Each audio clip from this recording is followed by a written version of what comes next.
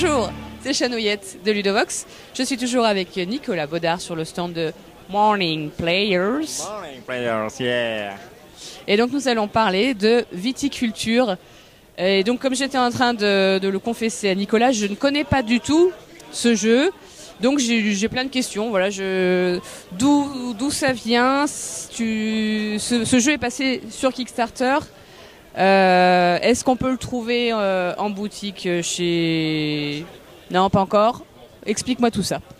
Donc, ouais, alors souvent historique. Alors c'est plus simple. Jamie Segmaier et Morning Players se sont rencontrés durant la campagne d'Euphoria. Euphoria n'étant pas le premier jeu de Jamie, c'est celui-ci. Le premier jeu de Jamie, c'est Viticulture, qu'il a fait avec Alan Stone. Et donc du coup, ok pour faire Euphoria, etc. Localisation, donc Euphoria en français. Entre-temps, il y a eu la campagne de Toscany, qui a relancé Viticulture. Donc de mémoire, si je ne me trompe pas, on était dans les 80 000 $ pour Viticulture et on est dans les 450 000 $ ou un truc comme ça pour Toscany. Puisqu'il y avait le pack Toscany plus Viticulture, un beau pack d'ailleurs, etc.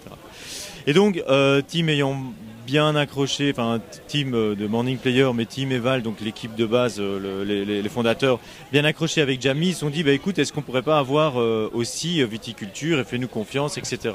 Viticulture étant plus compliqué parce que il y avait aussi du boulot à faire dessus et c'est question de production, etc. In fine, la réponse a été oui.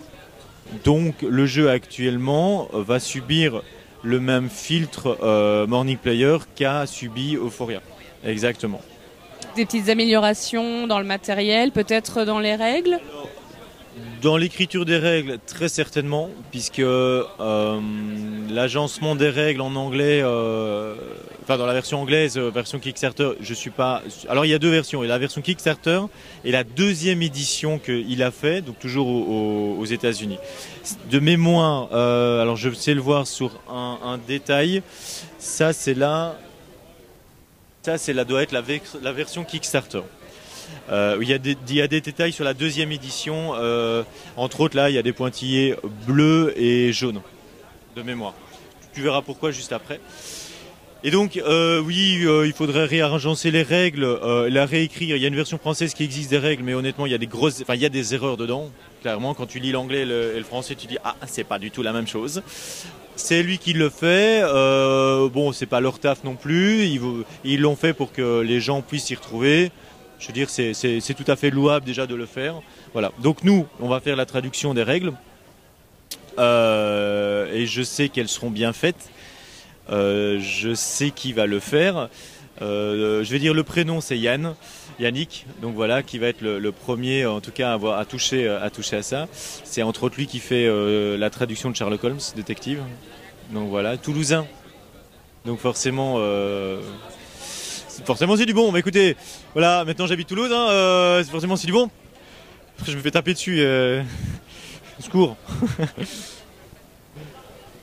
Non, bah, effectivement, voilà, là, mais voilà, pour le coup, j'ai rencontré Yannick et donc il a été ok pour le faire, donc ça c'est très chouette.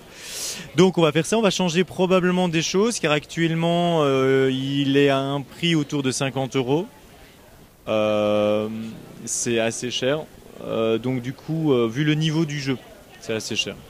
Donc du coup, on aimerait bien nous descendre le prix, donc changer un peu le matériel.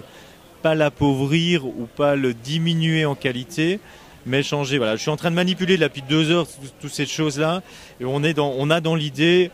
Alors c'est une idée, on n'a pas validé, donc conditionnel sur conditionnel, qu'on ne prête pas des propos que je n'ai pas tenus.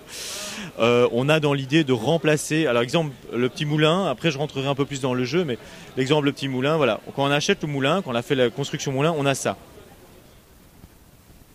Bah, du coup il faut savoir que ces petites pièces qui sont très très très jolies, pour le coup elles sont super bien faites et c'est un peu un truc que Jamie arrive à faire, petite bouteille de vin là.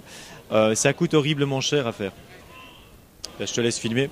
Ça coûte horriblement cher à faire. Et donc du coup, on est dans l'idée de plutôt avoir un plateau où c'est grisé et de mettre un beau token, tu vois, par-dessus quand on a acheté le bâtiment.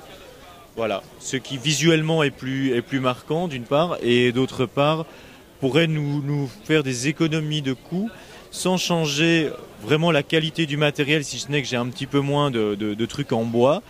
Et il y en a d'ailleurs qui sont un petit peu identiques, si j'ai envie de dire, voilà, entre le medium cellar et le big, voilà, exactement.